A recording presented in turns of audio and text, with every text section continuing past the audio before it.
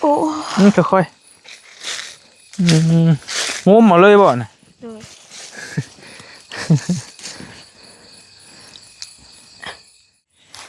ใช่ว้าขึ้นหูนตัวพวกไงเอ้ยขึ้นหูนเข้าเขียดโอ้ยพี่โอ้ลายเลยลงน้ำได้ก็แล้วจ้อยโอ้หินก็ลายหินพลาไอ้กลับไปปล่อยให้จับใจของให้เจ้าเลยแล้วก็ไอ้ชื่อเจ้าได้ไปปล่อยแบบนี้เลยดิเนาะเจ้าเอ้ยผูเรียบร้อยเลยมาโอ้เขียดยังก่อนนี่เห็นไหมเขียดหน้าโอ้ต้นยังต้นก็งิ้วผาโอ้โหสูงเลยอุ้ยทำอันนี้งามแท้นี่โอ้ยเดี๋ยวโอ้ลายเลยนี่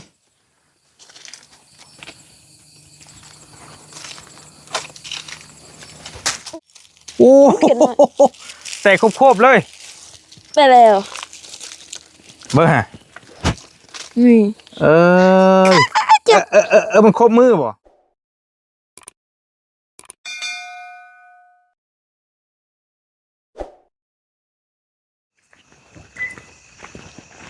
ไปแล้วบึงทรง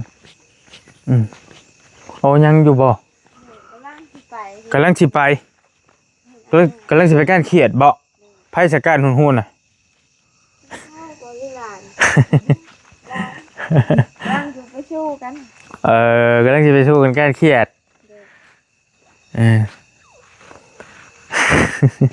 กำลังไปส่งน้องน้อยเพื่อนน้องยังก็กินดีเหมือนกันไม่แหละน้องย่ากับน้องดาวบ่ให้เพิ่นติดรถมานำไปการเขียดอันนั้นก็ได้ก็ถึกอยู่ลองตกงูได้เป็นตู้เอ้ยน้องบี้ตกได้มึงน่ะตุ้ยเลยตกตัวนี้เนาะตกตัวนั้นก็มาอันนั้นแรกเขาถามแม่ว่าบ่จักเลยถ้าละตกอูนาเองบ่จักเลยเองบ่อยู่ตกในน้ำแม่ละไปเจ้ากำลังสิไปก้านเขียดบ่ใช่หรือว่าจังได๋สิไปบ่สิไปเห็นอ้ายมาย่าบ่หรือว่าได้บัดนี้บ่ได้ย่าอ้ายมาก็ไปสิไปก้านอยู่ไสให้หน้านี่แล้วก็เลาะพึ่งโอ้ยย่าภายหลานกำลังสิไปกับไผกับหลานน้อยๆเด้ว่าสิมาสู้ว่าสิไปสู้เพิ่นแหละประกันอันมองหุ้นหันบ่ไปเบิ่งไปสิไปเบิ่งจักหน่อยมีตู้ก็ไปบ่ไปแล้วไปก้าวว่ามันไกลแล้วสิกลับมาให้สิเมื่อให้สิไปเบิ่งว่าเจ้าไปจังใดแบบใดหั่นนะเพราะว่าจุดกำเนิดน้องเพิ่นก็มาแต่เขียดนั่นแหละเอาว่าไงมาแต่เพิ่นไปขายเขียดแล้วเพิ่นก็เป็นจุดเริ่มต้นที่ให้พ่อแม่พี่น้องฮู้จักน้องเพิ่นแล้วก็เลยเป็นที่ไปที่มาของคำว่าน้องน้อยขายเขียดเพิ่นออกไปขายเขียดมื้อแรกแล้วก็พอรีมาแล้วก็เลยได้เห็นน้องเพิ่นอยู่ทิมทางฮะน้องนิ้วพ่อก่อนเนาะเดี๋ยวมาเบิ่งก่อนพี่น้องว่าจะไปก้านกันดูใช้แบบใด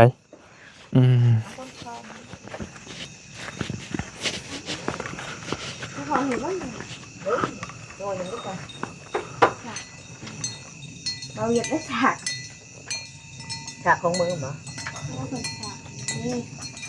ได้อยู่บ่พ่อเบ่งเราอยากหายาฉาก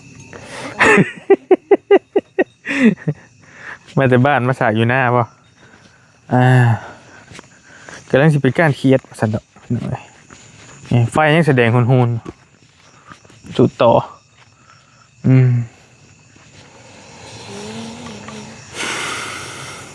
นะเบิ่งก่อนไปแบบใดไปแบบนี้เลยบ่เอาไปเบิ่งจักหน่อยการอยู่ใส่แบบใดมันหาง่ายหรือหายากโอ้ไฟห้องเฮ้ย ห้องพิลึกพิลืออ่ะอันนี้ไหมอันนี้เอาเลยคือที่ห้องหากันเบิ่งส่ง เลย อันนี้แหละน้องน้อยอันขายเขียดของเทก้านเขียดเลยมัน เลย ยังบ่ทันมีใครเห็นบ่ เลย บรรยากาศนี่ เลย อ่ะไปเบิ่งไปพี่น้องไป คันเกียดสิออกมันค่ะเบิ่งคำไปกับแม่ก็พูดเลาะลงใต้พุ่น ลงห้วยพวก โดยเลาะลงใต้ สิไปคนละทางกับน้องที่นี้ชายเบิ่งนี่ เลย ไปมาเบิ่ง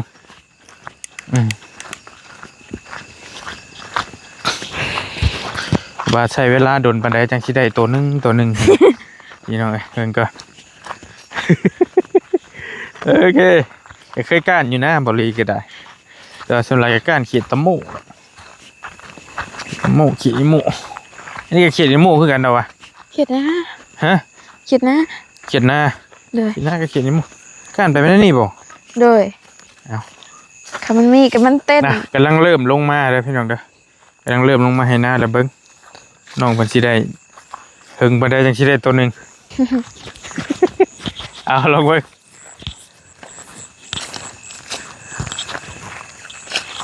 แห้งแล้วค่ะ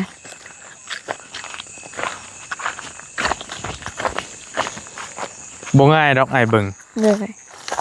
อืม ดินมันแห้ง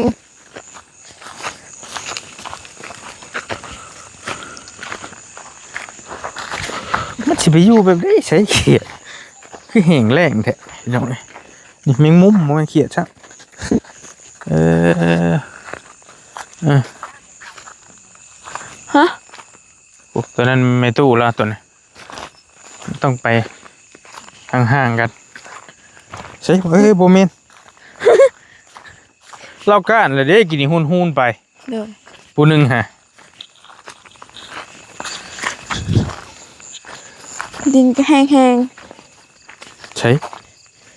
มันอยู่ในเหิบนี่บ่ผ่านไปประมาณ2 นาที ๆยังไม่ได้เขียด เต้นแล้ว นี่ฮะ โอ้ตกใจใช่ ใช่เลย เด้ ดิดิ เด้ ใช่เลย โอ้โห ใช่ละดิโก้ยเขา เขาเหิบเรียบร้อย เพิ่มแล้ว โอ้ ไม่ได้สัก ต้องให้มันเต้นที่ได้ไล่เอาสิบ่ โดย โอ้มันเข่าเหิบแล้วก็แล้ว หัน ทางในกับห้องหากันเซลอยู่นี่น้องเอ้ยพูดนั่นน้องบ่ โดย อาการทำการพูดเจ้ยไอ้ตกใจ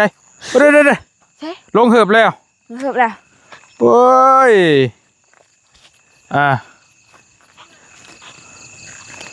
โอ้ประมาณนี้เพื่อนหาการ ดิไป เสร็จ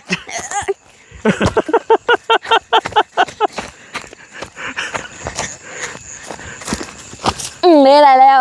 โอ้บังหาตัวแรกเออ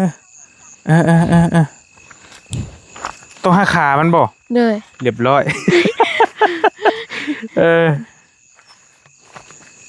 โอ้ย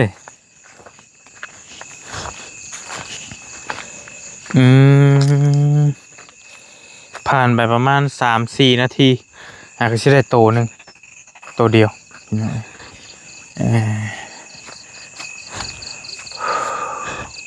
ลองเบิ้งผู้นั้นต่างหากผู้นั้นน้องอันหลานน้องเพิ่นตอนนั้นไม่ตู้ทางไหนบรรยากาศดูทงพี่น้องสิประมาณนี้แหละ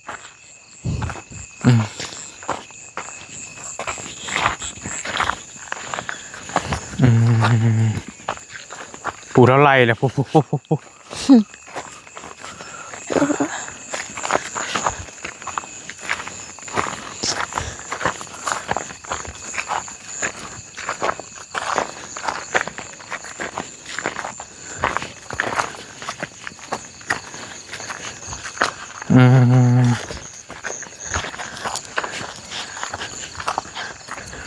ยาวลงไปเลยนะมันเป็นห่วยบนละทางน่ะ โดยห่วย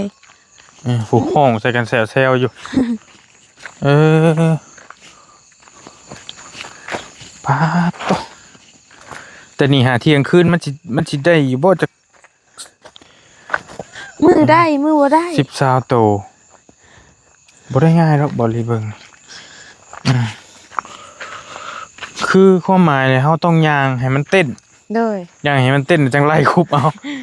กรณีมันลงเหิบแล้วก็แล้วจ้อยเอ่อ แห้งแล้วเถอะ ผู้คนหาการลายลี่เซลอยู่อืม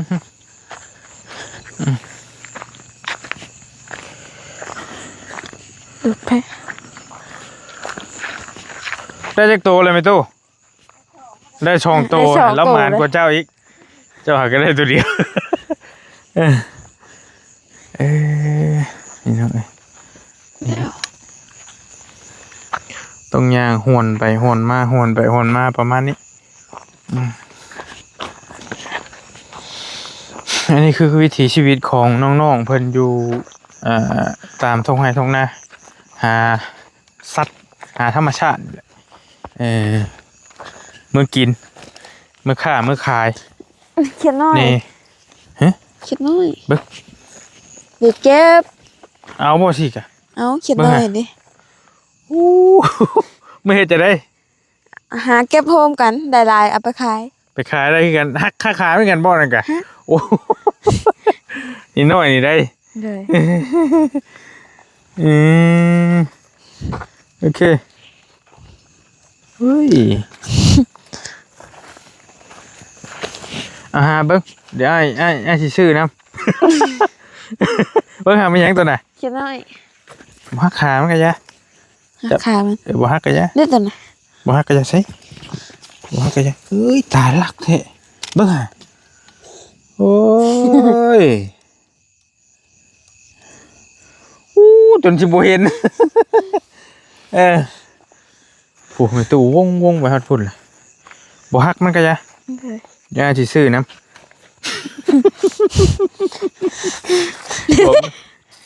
โอเค มันแห้งเนี่ย มันก็อยู่ไปตามแบบนี้เลยพี่น้องอันนี้คืออยู่ใกล้ๆเถียงบริเวณเถียงน้องเพิ่นนี้แล้วก็ยับลงไปลุ่มฮะเป็นไม่เฒ่าแล้วกันอันนี้เป็นเถียงไม่เฒ่าแล้วนี่อยู่ใกล้ๆนี่ เราลองหวยบ่ แต่ว่าคันไปไกลแล้วอ้ายก็สิบ่ไปนำ บ่ไกลละ ไผอยู่เถียงเจ้า บ่ ฮะพ่อเจ้าบ่ เลย เบิ่งฮะโอ้คือหลายดิแม่นบ่นั่นกะ เลย เอ้ยโอ้ยมันต้องเต้นในโตนี่น้อยดีรอได้ป่ะพี่น้องไงอียา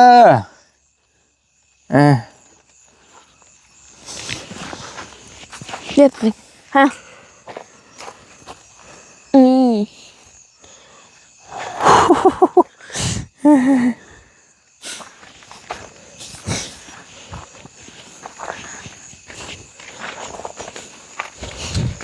ี่คือจัง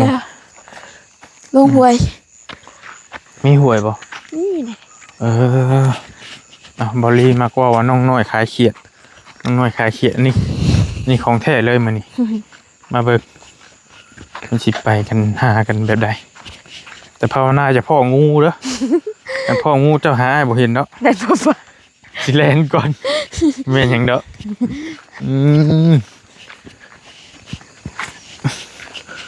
ไห้หน้านี่มันเลิกลงเนาะ เด้อ เลิกลงไปตามอยู่พุ่นนั้นมีหัวยอยู่พี่ หวยมือไปหาเขียดกับเขาบ่าวตูนเด้กับบ่าวยาว มาเทื่อนึงแล้วแต่มากลางเว้นบ่ เด้อ โอ้มา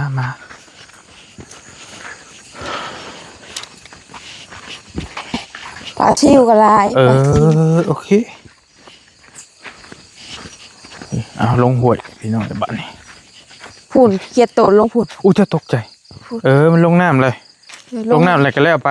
ลงง้อมมึงโตกะ ลงงมเอาเลย เด้อผู้ดิฝุ่น โอ้ลายนี่พี่น้องเอ้ยแตกแซวๆลงโ โอ้ลายโอ้เดี๋ยว หลายนี่ โอ้ ผู้ อุ้ยลายนี่ห่วยลายแห้งโอ้ ผู้ อืมนี่เขียนน้อยๆเนี่ยพี่น้องเห็นบ่อ้ายให้แทบจะบ่อยากเห็นนี่เห็นบ่ ผู้ ลายเนาะ เลย มันอยู่ใกล้น้ำมันต้องอยู่ใกล้น้ำพี่มันจังลายเออ มันสิหมดน้ำมันโฮมกัน น้ำมันยังบ่บก จุ่มลงน้ำแล้วก็เรียบร้อยจ้อย พูดป้ามันอยู่ใช่ปะ โผ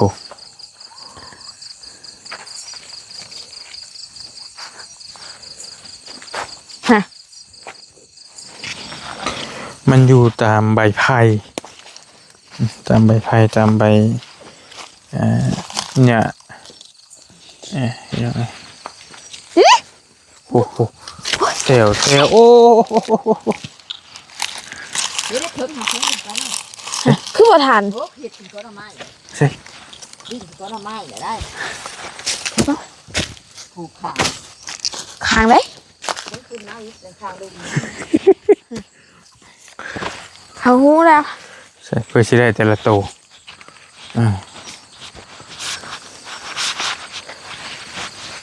อันนี้เพิ่นเอิ้นชื่อห้วยหยังล่ะ หวยพ่อง ห้วยพ่องโอเค โอ้ย นี่เพิ่นเว้าหลายคนอยู่ห้วยพ่องห้วยเดือซะบ่ โดย อยู่ใช้ห้วยเดือบ่นี่ พูนไก่คือเดือ โอ้หลายพี่น้องเอ้ยตามหิมมึงเต้นแซวมันขึ้นมาลิ้นแล้วก็เห็นคนมันก็ลี่เป็นหินเป็นหินเป็นถ้ำเป็นหลืบอยู่มาโผทางหน้าเขาก็มีคนเลาะกัน นี่ผู้นี่ฮะ โผโอ้โอ้ อุ้ยกบว่ะ กบบ่เออ เขาคือนี่ผู้ ฮะ เอาคือ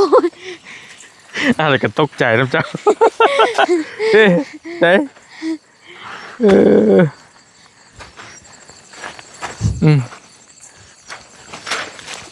นี่เอ้าจกผู้ขลาดผู้จกพี่ขลาดผู้ โอ้อยู่ห่วยลายเด้อพี่น้องอยู่ห่วยลายแห้ง มือออก แต่ว่ามันสิเต้นลงน้ำเขาสิบ่ได้น้ำตัวนั้น เลย ประมาณนี้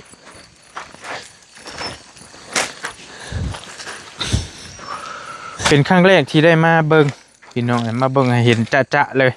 ที่น้องเพิ่นใช้ชีวิตแล้วก็การเขียดว่าเฮ็ดแนวใดไปหากินบ่ได้ก็ข่วยใกล้ๆหน้าน้องเพิ่นนี่แหละใกล้เถียงนี่แหละตามนี่บ่จะเลาะไปแต่เก่ากันเนาะ โดย เลาะยาวไปเรื่อยๆบ่ลงลุมพุด โดนชุดหวย แต่ก็อุ้ยเราตื่น อย่าเว้านั่นได้เฮ้ยเล่นก่อนได้ มันสิยาวไปฮอดหม่องเจ้าพายไปจักน้ำมื้อนั้นบ่ อุ้ยยาวผู้ มื้อแรกๆหันแม่นเราอ่ะ โดยฮอดเช่ผู้อันนี้ชอดเช่ผู้ปากเช่ โอ้ฮอดเชดงเห็นพุ่นบ่ โดยเช่ โอเค ว่า โอเค โอเค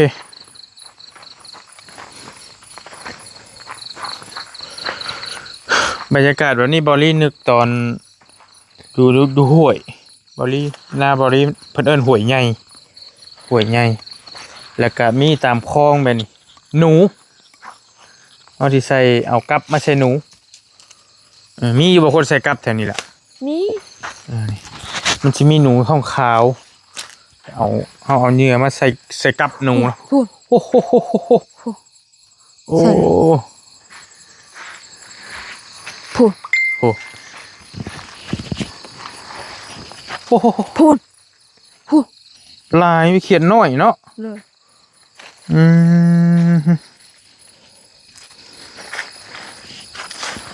ว่าพระเจ้าเพ่นยังอันนี้ ป่าได้ไหมวางป่า น้ำแห้งเลยไม่เรียบร้อยนี่ เลย ยังมีสอนอยู่สอนลงไปของมัน ผู้ใช่ไหม เป็นหินบูมันเจอหินปริศนาอีกบ่ดังย้อนได้นี่จังหน่อยจะเห็นบ่คลิปนะว้าฮะเฮ้ยเต้นแล้วมันมีโงนหินสินะเห็นไหมเลยหินรูปร่างคล้ายๆคือหัวงูหั่นเด้ อ๋อเห็นอยู่ ที่เขาเจ้าถ่ายลงมาแต่ว่ามันอยู่ในฝั่งไทยหรอกจังหวัดเอง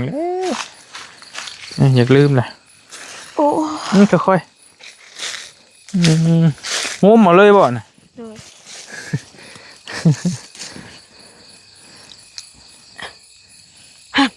บ่ได้ครับ บ่ โอ้ขนาดนั้นเลยบ่ โอ้ เฮ้ย อุ้ยงูอ่ะ โอ้ยโอ้โหโอ้บางน้ำแตกเลยได้นี่บอกไปนี่แหละ มันเป็นตะย่านผู้เดียวจะมาบ่นี่แต่เก่า บ่มาฮอดพี่ผู้เดียวพูนตาเขียด ใช่เบิ่งบอลีเบิ่งลองโคมบอลีกันโคมเมย์เป็นเอาให้นี่จุ๊บย่อเมียนบ่น่ะ เด้ผู้เด้เด้ อันเหลื่อมๆให้เมียนไปเลยเนาะ โดย สำลาบอยู่เลยพี่น้องเอ้ยโอ้ บางเถื่อกับตาแมงมุมก็มีเด้ โอ้ปุ๊บเราหน่อยเราใหญ่ก็ได้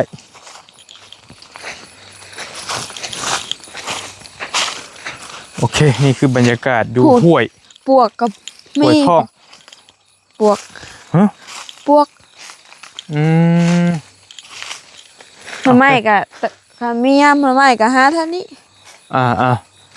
นี่พี่น้องเอ้ยแต่ก่อนก็หาก้านนกคนก้านนกก็สิเดขึ้นต้นไม้คนก้านเขียดก็สิเดลงขี้ดินก็สิประมาณนี้เอาโอ้ย ว้าขึ้นหูนเจ้าพวกไง เอ้ย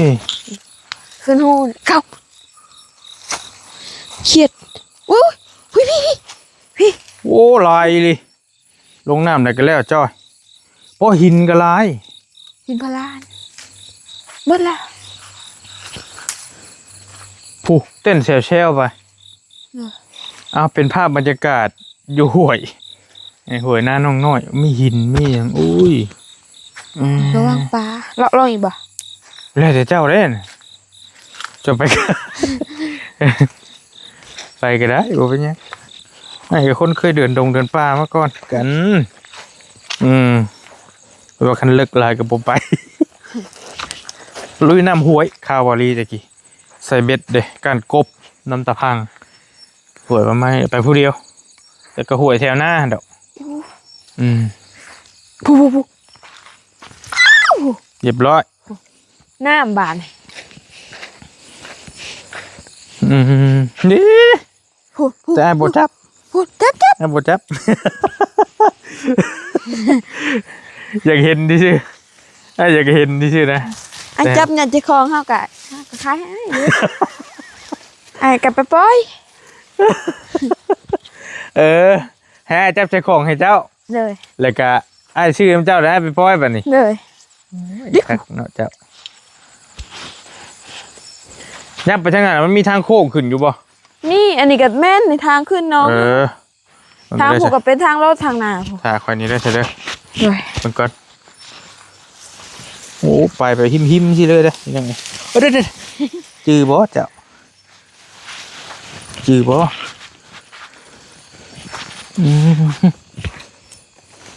ตัวนี้น้ำชิลายเด้อพี่น้องเด้อสิมีฝูงปลาน้ำนี่เห็นบ่เห็นปลาน้ำได้นี่เห็นนี่คือธรรมชาติแบบบ่มีหยังปรุงแต่งเนาะธรรมชาติเลยลงห้วยพูน เต้นเซลเนาะเอ้ยผูก เรียบร้อยเลยเมย์จะอยู่ใส่เมย์จ้ะ อยู่เทิง คอยเลาะนั่นเรากัน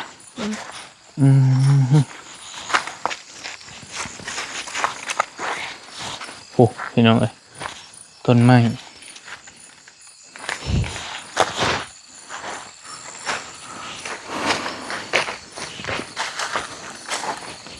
ีหนูมีหยังอยู่เถื่อน อื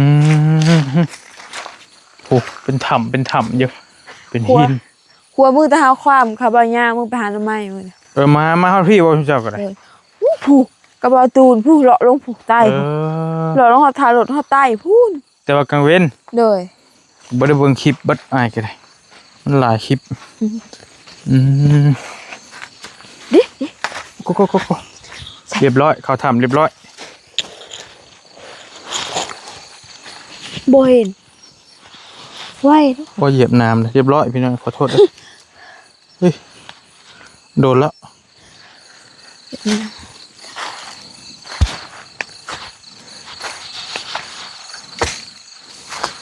เกือบแข็งใช่ไหมครับบูยู อายุ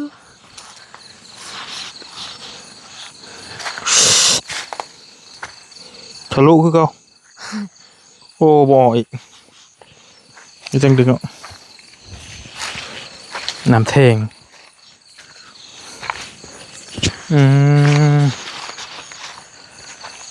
มันจะมีหัวอยู่ใกล้ๆหน้าทื่อหน้าบ่อเตียงบ่เลีกันมันก็มีหัวอยู่คือกัน แต่ว่าเขาเจ้าก็สิมักไปการอยู่หัวใกล้ๆดอกเห็นแล้วเฮ็ด พุ่น โอ้ใหญ่อีหลีนี่ ลัดพุ่น เป็นไงวะลีลัด คือไอ้บ่จับบอลี่บ่จับนะอยากเห็นวิธีน้องเป็นเฮ็ดดิเชก้านดิเชวาซิมาอยู่แล้วนะก็เลยชวนมาเบิ่ง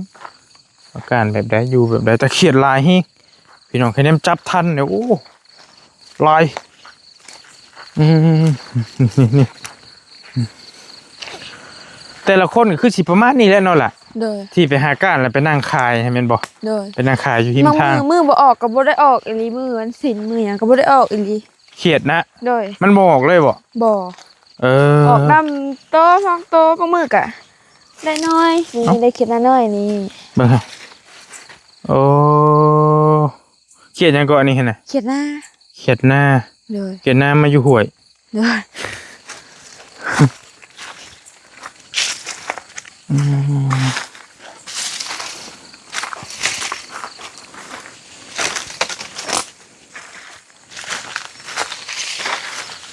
โอ้ต้นหยังนี่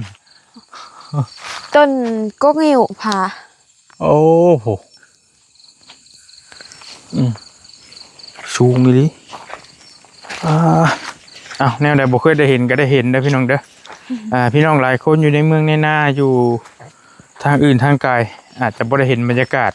เอามาเบิ่งน้ำคลิปบอลลี่เด้อพี่น้องเด้อถ่ายให้เบิ่งแบบเต็มจัดหนักจัดเต็มเลยอยู่ห้วยนาน้องน้อยบ้านนาแพกเมืองอาจสะพางทองแขวงสวรรณเขตมาการเขียด อยากมากันมาได้ อยากมาเกี่ยนก้านกับมาแต่ว่าเรื่อง สนับสนุนบอลลี่กับบ่ได้อันนั้นอยู่แล้วบ่สนับสนุนอยู่แล้ว แต่ว่ามันเป็นวิถีชีวิตน้องเพิ่นเคยใช้มานั่นนี่ เลย นะแต่ว่าเพิ่นบอลลี่มิจะอยากปล่อยให้แล้วส่วนหลายก็บ่ได้อยากให้อันนั้นอยู่แล้ว นี่เลยแล้ว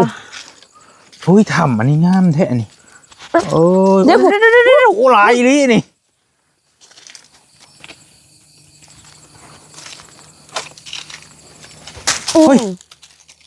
โอ้ใส่ครบๆเลย ไปแล้ว เบิ่งฮะ นี่ เมันครบมือบ่ แข่งมันดีดเล็บมัน บ่ฮักมันก็จะ คุณเขียนน้อยกับพ่อก ลัวสิได้เงินแต่ละบาทพี่น้องเอ๋ยโตแต่บ่ริมาสะดุดเห็นถ้ำนี่งามลินี่เฮ้ย มือเท่ามากับบ่าวนะน้ำยังวักหลายๆนะ นี่ ปลาหลายเลย โอ้มาถ่ายรูปถ่ายอย่างอยู่ในคักได้นี่เป็นของคนบางคนมักธรรมชาติพี่น้องเอ้ยมันเป็นหินแล้วก็เป็นถ้ำเซาะออกไปทางในแล้วก็เป็นชั้นนะ เลย โอ้ขอท่า อยู่แถวลุ่มภูกะลาหิดไป ต้องมาเบิ่งกลางเว้น เลย นี่ก็เป็นต้นไม้ต้นโตะนี่ เต้นเซลที่ได้พี่น้องเขียนเห็นบ่โอ้ ลายอี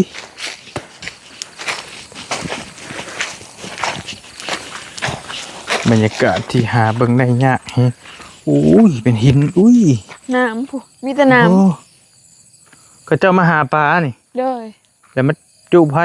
เด้อล้นกินอยู่นี่เลยเด้อบางคนก็จีเครียดเท้าไปมันเถื่อกับไปกับน้าสาวกะเถื่อหนาวเถื่อตอนน้ำลายกะจีเครียดจูไผ่จีเครียดโหพี่น้องเอ้ยคือบอลลี่เห็นแม่ยายเพิ่นกับหลานนี่แล้วพกเข่าไปน้ำเด้อเพิ่นนอนคืนบ่มา11 โมงกับเมื่อเราประมาณนี้แห้งมัดบ่มีฉันคืนนี้บ่เจ้าสิไปต่อบ่รู้ว่าเจ้าก็สิเมื่อเลยเฮากับแม่เฮาอยู่เทิงจะไปขึ้นเทิงก็ได้ไปทางใดอันนี้ยังมีต่อบ่นี่ล่ะมีทางไปน้องซ่องทางนี้แกห้วยมันไปทางใดห้วยมันโค้งไปทางไหนโค้งไปพี่บ่พูนโค้งลงทางนี้บ่ห้วยฮะโดยทางนี้ดิทางขึ้นทางไปน้องซ่องดิทางออกนะอันนี้โดยตัวเขาเบาตุนดัดเมื่อเด้สลายพระเจ้าทางลุมผูกกระแมนมี2 ทางขันเจ้าจะไปต่อกับไปแต่อาจจะเริ่มหวนแล้วเอากับบุไปพอดีไม่สู้แล้วก็อยู่เทิงผมมีกระปอมบ่ล่ะนี่พูดนะคุณหูดูพูดกับผมมีคนก้านเลยนี่พูดมีคนก้านอยู่มองอยู่หมากอันนี้ก็หมักสมล่มนี่กินหมักสมล่มกินเมี่ยงสมทำแล้วขามสมล่มสมโอเคหูยังเบิ่งหาเบิ่งในของบ่ไอ้เบิ่งเขียดอยากเบิ่งเขียดต้องปลดของยังหูก็ได้ทำได้เอาอย่างมาถึงเติบจักไปเลยเบิ่งคือมีกระป๋อมน้ำว่าได้น้อยเดียวบ่พอขายใช่ไหมบ่ได้1,500 กีบใช่ไหมอย่าปล่อยมันไปใช่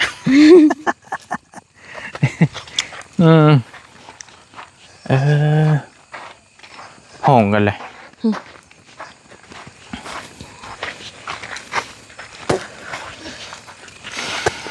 ประมาณนี้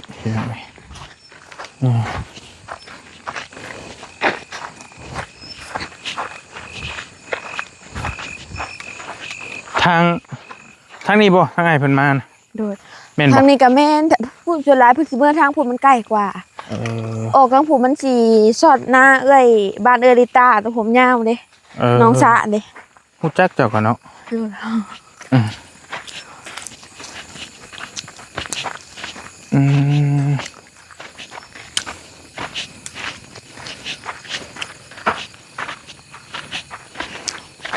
ตาหากันกับปอมย้ำฝนเนาะอันนี้ก็มีบ่ตะกะแตมีส่วนหลายย้ำฝนส่วนหลายย้ำฝนตะกะแตการแมงขนุนแถวเกิดสร้างโดยเป็นค่อยลงห่วยเฮายางมันนี่ประมาณ30 กว่านาทีอย่างเลอะไปอย่าเหือสัตว์ออกแล้วเติบอยู่กว่าลีพอดีลดความอ้วนนะอยากเห็นเนาะเป็นบรรยากาศที่ยังบ่ทันมีใครเห็นจักเทื่อน้องเพิ่นมาหากาดเลยพี่ก็มีบ่อยู่เทิงพี่ก็มีเขียดบ่มีทางนี้มันมีหนองเด้ใช่เมย์แล้ววันนี้เดี๋ยวเราเลาะคุณเทิงเดี๋ยวเราก็มาเองบ่เลยเราก็มาแล้ว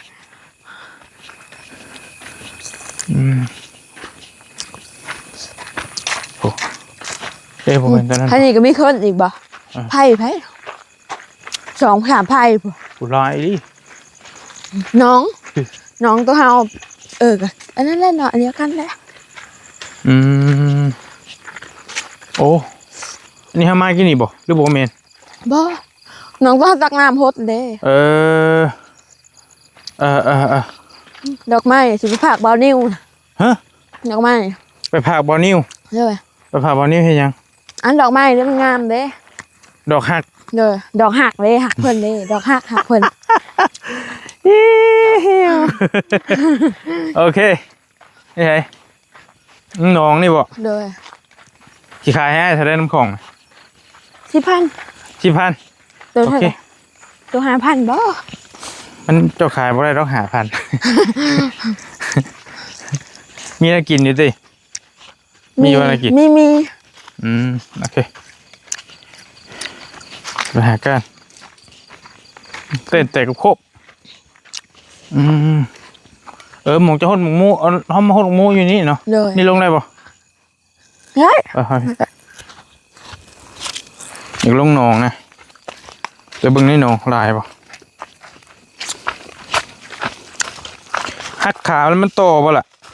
เด้อนั่นล่ะ มันต่ออยู่ที่เนาะ ต่อ แต่เก่าต่ออยู่โอเคเพราะว่าเคยจับกบแล้วเคยขังไว้นะขามันต่อกัน เขียนหน่อย วันนี้ก็มีคือกันนี่ นี่เขียนหน่อย โอ้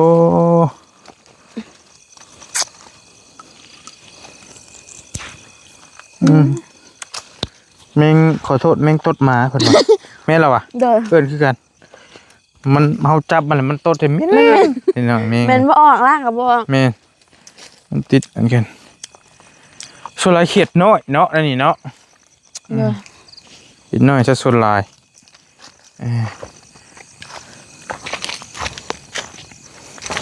อันนี้น้ำหนองที่น้องเพิ่นตาโคดบักมูนี่ นี่เขียนค่ เกียรติคำ ำเออ โอ้เต้นจะแซวแล้วพอโอ้มันยังเป็นง่ายอย่างวะ พูด เออเออเออ ไผคือแลนเขาอาย อาจจะบ่ บ่ โมเมนต์บ่ จักไผ มันก็ไปหากินนั่นแหละบุญไปแล้วเนาะ เขียนค่ โอ้ตกใจนี่เขียนนี่ โอ้จุ๊โอ้เต้นหองเด้อ ำพูด ของแท้เด้อตัวนี้ นี่ โอเค เขียนแขน โอ้โดผู้ไปเลย ตัวใหญ่ ผู้เฮ็ด พูด ว่าทัน บ่ทัน แต่เขาต้องเห็นเล่านี่น้อยสิพี่น้องแต่เห็นตามันสมมติว่าการกบกันอย่างกันนะนี่แบบนี้เห็นเลยนี่แบบนี้แต่เขาเบิ่งในกล้องมันโบงามไปได้ผู้เห็นละตามันเห็นบ่ตาเขียดเห็นบ่นี่เห็นบ่เพราะเห็นบ่เลื่อมๆนะเห็นบ่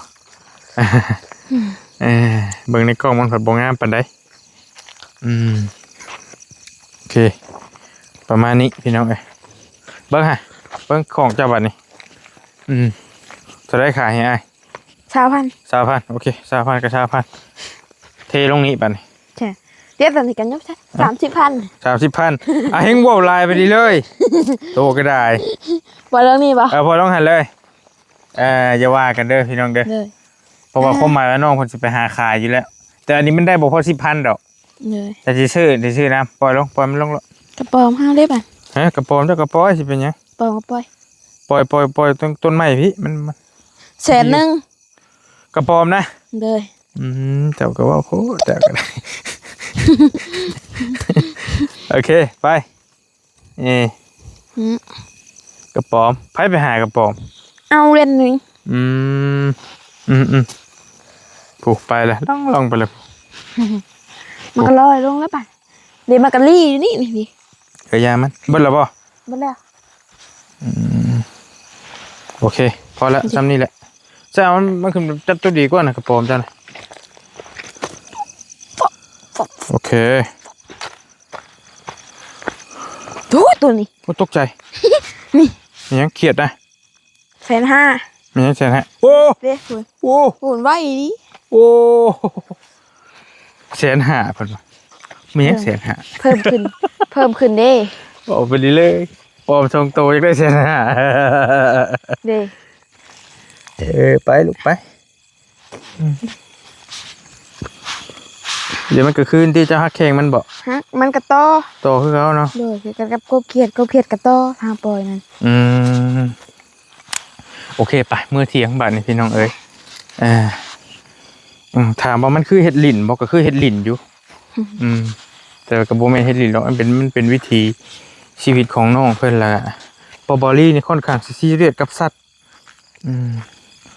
บ่อยากให้ทำลายมันนะแต่น้องคนก็เลือกบ่ได้เคยเห็ดมาเลยเด้จำเป็นต้องได้หาแบบนี้ แต่ก่อนคือกันนั่นแหละทั้งบ้านเฮาก็ได้แต่พอเลี้ยงได้เฮาก็เลี้ยงนะแต่น้องเพิ่นก็ตั้งแต่ทีมงานมาแต่ก็หาสิมานี่แหละเบิ่งทรงนี่ โดย แม่นบ่ โดย หาสิมาก้านนี้มันบ่จำเป็นก็บ่มาก็ได้เป็นหยังนี่อยากจะกินก็พอมีอยู่เด้ โดย โอ้ยฮ้อนเกลือแตกเลยได้บาทนี่พี่น้องเอ้ยโอ้แม่จะบ่หอมไปละเมื่อหรอบ่ กูจะห้องอ่ะ ป้าต้องฮ้อนแท้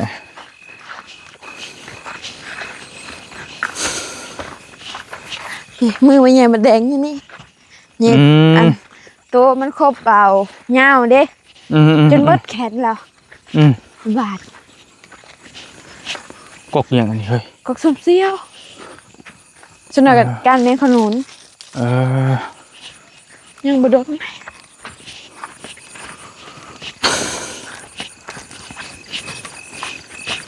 ฮอดเถียงแล้วเอาสุดนี่สุดของหมูน้องเพิ่นเฮ็ดหัวไหมแล้วบ่ โดย โอ้ก็ซื้อไปแล้ว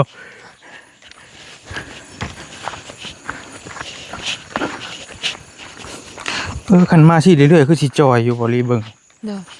ออกกำลังกายปุ๊โค้งแต่ผู้ พี่วนมาพี่ ข้างโค้ง โอเคบรรยากาศอยู่เถียงหน้าน้องน้อยแล้วพี่น้องเด้อการกบการเขียดเดี๋ยวจะเอาเงินให้น้องเพิ่น เอาเป็นค่าแลกเปลี่ยนเด้แต่ละจังหวะกันโอเคน้องน้อยเด้อสวัสดีสวัสดีอยู่ดีมีเฮง โดย เดี๋ยวสิเมื่อล้มน้ำอยู่เถียงอีกเท่านึงจังหวะกันไปห้องเจอกันได้พี่น้องเด้อบรรยากาศอยู่ตรงไห้ตรงหน้าเถียงนะน้องน้อยโอ้เมื่อย ไปบ้ายเจอกันไหมโดย